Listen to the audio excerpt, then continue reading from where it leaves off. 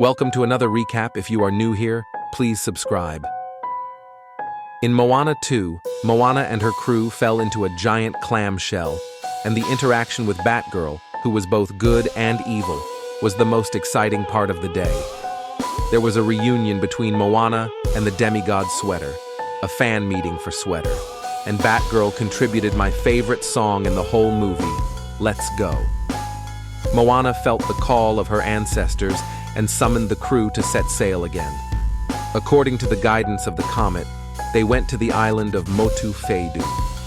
But as the comet fell, the crew was swallowed by the giant clamshell, and Moana had fallen to the lowest point of the journey.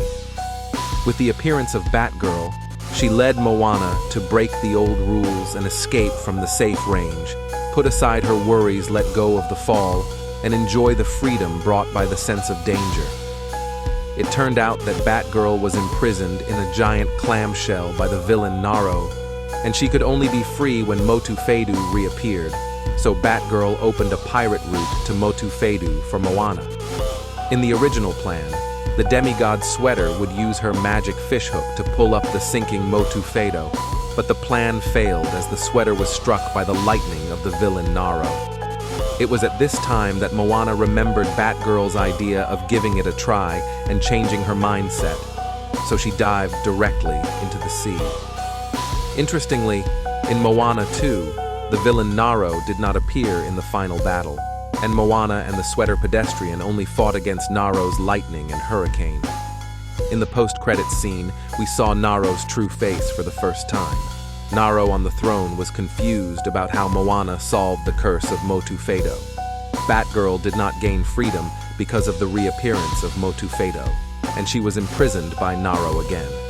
Batgirl angrily said that she didn't owe you anything, but Naro said that this was just the beginning. This will also connect to the sequel Moana 3, where Moana and her people are obsessed with the fear of the villain Naro.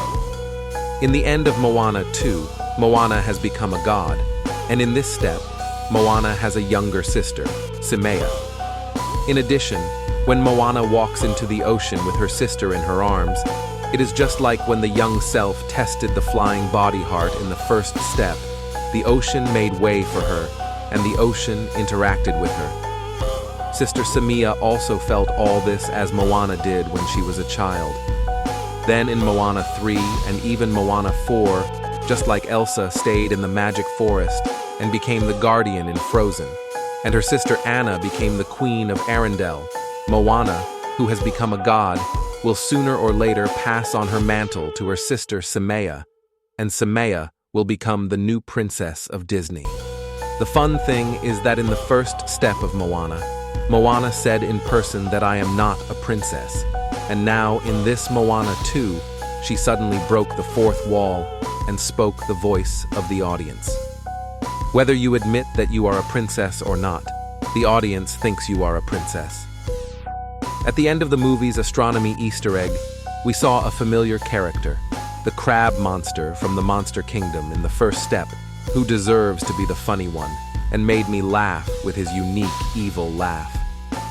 The crab monster is no longer shiny now. It yelled that the girl also humiliated me and asked to ally with Naro.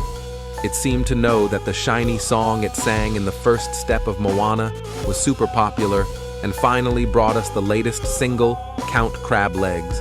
After watching Moana 2, you can start looking forward to Moana 3. I hope we won't have to wait for another 8 years this time.